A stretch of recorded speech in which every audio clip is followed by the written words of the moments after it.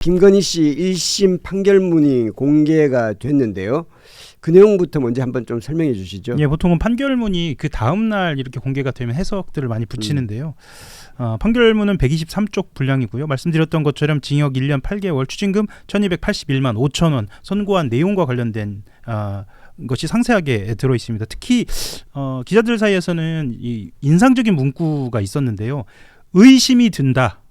이런 문구가 전체적으로 한 6번 정도 등장을 합니다. 특히나 도이치모터스 주가 조작 사건에 대해서 등장을 하는데요. 그 부분을 중심으로 좀 설명을 좀 드리겠습니다. 김건희의 자본시장법 위반 혐의 등 10년 1심 재판부가 특히 도이치모터스 주가 조작 혐의 부분에 5번 이렇게 이야기를 하면서 범죄가 의심의 여지 없이 충분히 증명되지 않았다 이렇게 얘기하면서 무죄 판결을 한 겁니다.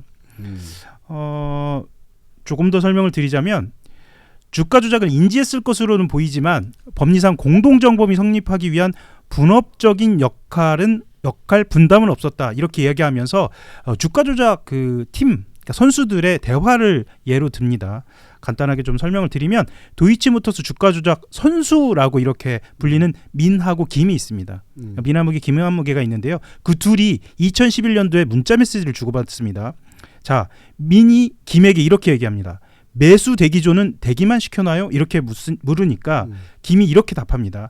피아가 분명한 팀은 이제 조금씩 사자. 김 그리고 다른 김건희 그리고 다른 김 이렇게 둘을 이야기하면서 김건희, 김아무개 같은 싸가지 시스터즈 같은 선수들은 말고 뭐 이건 내용 그대로니까요. 이렇게 답을 하는데요. 이거를 보면서 이렇게 얘기합니다. 이 팀을 본인들 내부에서 주가 조작한 팀과 김건희를 상대화해서 다르게 인식을 한 것이다. 이건 팀이 아니라 일반적인 전주에 불과하다라고 일단 평가를 했고요. 그건 재판부의 판단이죠. 재판부의 판단을 제가 설명을 드리는 겁니다. 그리고 민이라는 사람이 이런 이야기도 합니다.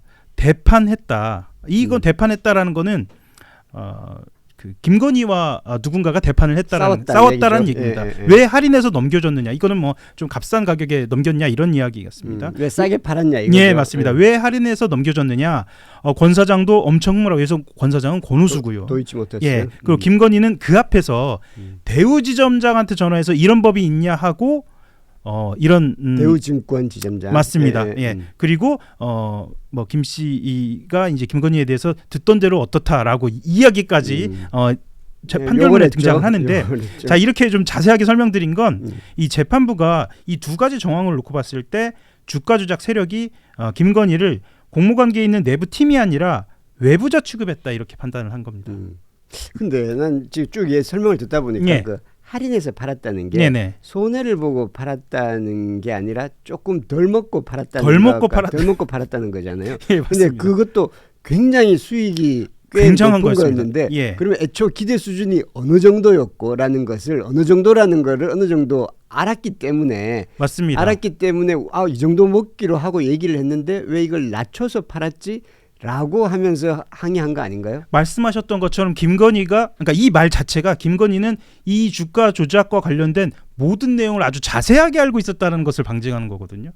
자 그리고 말씀드렸던 것처럼 그 피아가 분명한 팀은 조금씩 사자하면서 대상화했다고 하는데 불분명한 거는 여기서 말하는 팀을 이야기한 겁니다. 피아가 분명한 팀이라는 거 말 자체가 다르게 해석하면 피아가 불분명하지 않은 팀도 있었다는 거예요. 그러니까 공모한 세력 안에 자기들끼리의 어떤 팀을 나눠놓고 그룹핑을 하고 있었다는 걸로 봤을 때는 영화 도둑들이라는 영화를 보면은요, 이 아주 끈끈하게 공모한 이 공범들 말하자면 범죄 세력 안에서는 오늘 동지가 그냥 그 순간에 서로 배신하고 돌아서기도 하거든요. 전형적인 범죄 조직을 보여주는 것인데 거기 이제 김윤석하고 이정재가 서로 뒤통수 치죠. 그렇죠. 예, 그러니까 기존의 판례나 주가 조작 세력의 취재 현장이나 그 현장만 봐도 이거는 판결문을 읽으면 이건 너무나 정확하게 공모의 정황으로 떨어진다. 뭐 이런 게 저도 보여지고요. 그런 분석도 나옵니다. 이분이 이제 사회적 상식에 대해서 약한 게 그러면 이른바 전주들은 모두가 다 동의돼서 한 자리에 모여서 회의하고 늘 같이 나누고 밥 먹고 이렇게 해야 됩니까? 그게 아니잖아요. 이 이른바 이 플레이어 입장에서 보면은 전주들은 서로 모르는 게 좋을 수도 있어요. 그렇죠. 예. 그리고 전주들의 이익은 각자 다 다르게 갈 수도 있는 겁니다. 인텐시브도 이 기본적인 상식을 모르고 이제 재판을 하고 있는 거예요. 예. 전혀 저는 동떨어진 이야기를 하고 있다 이런 생각이 들고요. 특히 이제 아까 의심이 든다 이 이야기 하니까 제가 되돌려드리고 싶은 게 이 우인성 씨가 판사인지 서류 공정원인지 의심이 든다. 이 판사라고 하는 그는 재판을 지휘하는 사람이지 않습니까? 공소장 변경도 요구할 수 있고요. 다양한 방법을 가지고 의심이 드는 상황들을 해소를 해서 정의롭고 진실에 가깝게 판결을 해야 되는데 모르는 것은 난 모르니까 판결 못하겠어 하고 결론 내려버리는 거예요. 그러면 공소장에 와 있는 서류만 검증하는 사람이지 이 사람이 무슨 판사예요 이 사람이. 저는 그런 생각이 들어요. 그러니까 모르니까 내가 의심 가고 모르면 다 무죄 뭐 이런 식으로. 그렇죠. 예. 그리고 실제로 그렇기도 하고 이 흔히 말하는 뒷담화가 공개가 된 건데, 그러니까 저 여자라고 표현합니다. 그러니까 김건희를 이야기하면서 저 여자는 돈만 밝히고 다루기 힘들다, 뭐 이렇게 이야기를 하거든요. 이 뒷담화가 사실은 그 해당한 김건희를 가리키는 그 여자가 이 작전 내에서 자기 지분, 그러니까 자기 수익을 강력하게 주장하는, 아까 말씀하셨던 것처럼 할인된 가격이 아닌 원금 그리고 그 이상을 바라는 아주 주체적인 가담 세력이다라는 것을 보여준다라는 게 사실 이전 판례에서도 좀 드러나기도 하고 그러니까 취재한 사람들의 이야기도 하고. 이때는 그러니까 윤석열 검찰총장과 결혼하기 이전이죠. 네, 맞습니다. 2011년도 이야기니까요. 그리고 이 도이치모터스 사건 외에 이 명태균 관련 사건에 대한 부분도 좀 공개된 거 아닌가요? 예, 이 의심이 든다라는 얘기가 사실 웃으면서 말씀드릴 내용은 아닙니다만 어쨌거나 의심이 든다라는 이야기가 명태균 의혹에서도 등장을 합니다. 재판부가 공개한 판결문 좀 말씀을 드리면 명 씨가 피고인 부부에게 김영선의 국회의원 선거 공천을 수차례 부탁한 점을 고려하면 명 씨가 무상으로, 명태균 씨입니다. 명태균 씨가 무상으로 여론조사 결과를 피고인 부부에게 제공하고 그 대가로 피고인 부부가 영향력을 행사해요. 김영선이 국회의원 선거공천을 받은 것 아닌가 의심은 간다. 라고 이야기하면서 단정하기 어렵다 이렇게 얘기를 하거든요. 그래서 또 무죄. 예. 그러면서 또 한 가지 또 예를 듭니다. 어떻게 가냐면 윤석열이 이런 이야기를 했습니다. 자, 공관위에서 나한테 들고 왔길래 내가 김영선이 경선 때부터 열심히 뛰었으니까 그거는 김영선이를 좀 해줘라고 얘기했는데 말이 맞네 당해서. 그거 우리 국민들이 다 들었잖아요. 모두가 들었습니다. 다 들었죠. 자, 이 말을 가지고 어떻게 해석하냐면 실제로 공천관리위원회에서 그런 말이 고려된 거 없다. 그러니까 말이 많은 건 당이고 공관위에서는 고려된 바 없다 이렇게 해석을 해버립니다.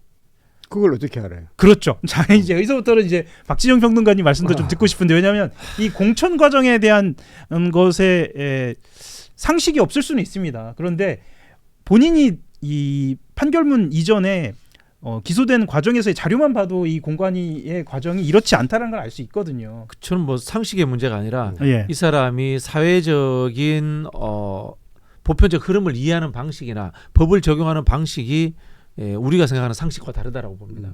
뭐 극단적으로 이야기하자면은 이 법규나 이런 것들을 적용하는 방식이 분절화 시켜가지고 모든 것을 단세포적으로 쪼개서 보려고 한다라는 생각이 들거든요. 자, 결론부터 말씀드리면 이겁니다. 공짜 여론조사를 해줍니다. 명태균이 윤석열 김건희 공짜 여론조사를 해줘서 마지막 최종에 산출돼서 나오는 것은 김영선으로부터 세비 절반을 받았어요. 그렇죠. 이게 전체가 한 묶음입니다. 한 묶음으로 봐야 되는데 이 판사님은 한 묶음을 안 보는 거야. 쪼개서 보는 거야. 그러니까 본인이 봤을 때는 의심은 가는데 이해가 안 되는 거죠. 공심위에서 결정했다. 김영선 공천을. 모든 건 다 공심위에서 모든 걸 다 결정합니다. 그러면 이번에 김경시 의원 그렇죠. 경우도 공심위에서 결정했기 때문에 그 전 과정에 있었던 돈을 줬느냐 말았느냐 하는 물밑에서 이루어졌던 거, 장막 뒤에서 이루어졌던 상황들은 파악해도 안 되는 겁니까? 파악해야 되는 거잖아요. 자, 공심위에서 이루어지는데 증거가 나오지 않습니까? 윤석열이 전화했다라는 증거가 나오잖아요. 그죠? 그러면 증거가 나왔다는 것은 이 윤석열이 전화했다는 것은 분명히 불법적 요소가 있는 거거든요. 그게 포함되어야 되는 거거든요. 또 그다음에 여론조사에서 또 이런 이야기를 합니다. 80회 여론조사를 하는데 윤석열한테 준 건 3번밖에 없다. 정말 답답한데요. 대통령 후보가 여론조사 83회나 다 받아봅니까? 그 주위의 사람들이 받아보잖아요. 이준석 당대표도 받아보고 김종인 비대위원장 선대위원장도 받아보고 그런 사람들한테도 제공됩니다. 그걸 이해를 못하는 거예요. 조직이 있다는 것을 이해를 못하는 겁니다. 그리고 여론조사가 계약서 없이 했기 때문에 뭐 불법이야. 이거는 코미디죠. 제가 우리 기자님한테 돈을 빌렸는데 예. 계약서 없이 돈을 빌려서 돈을 안 주면 사기가 안 됩니까? 그건 더 큰 사기예요. 그렇죠. 예. 앞뒤가 전혀 안 맞는 수준의 이야기를 전부 다 분절화시켜서 서류가 있느냐 없느냐 이런 식으로 접근해 버리면은 제가 말씀드린 이건 판사가 아니라 서류 공정인입니다. 이 사람은. 그렇죠. 사기치고 여론 조작하는데 누가 그걸 계약서 쓰면서 하는 사람이 어디 그렇죠. 있어요? 그리고 이 판사 말대로라면 이 공천 비리도 있을 수가 없고 예. 입시 비리도 있을 수가 없고 사기죄도 아무것도 성립이 안 될 것 같아요. 모든 건 다 형식을 다 따르는 거니까. 그러니까 이제 판사가 핵심적으로 이게 무죄다라고 봤던 부분이 아까 말씀하셨던 것처럼 이제 14건 여론조사 14건 예를 들면서 이 14건 중에 여론조사는 3건만 두 사람에게 전달되고 나머지는 이 당에 전달됐다라고 이야기를 하는데 제가 이제 이게 제가 갖고 있는 취재의 상황을 놓고만 봤을 때 이해가 안 가는 부분만이 아니라 실제로 여론조사 현장은 어떤지 여론조사 업체 사람들한테 물어봤거든요.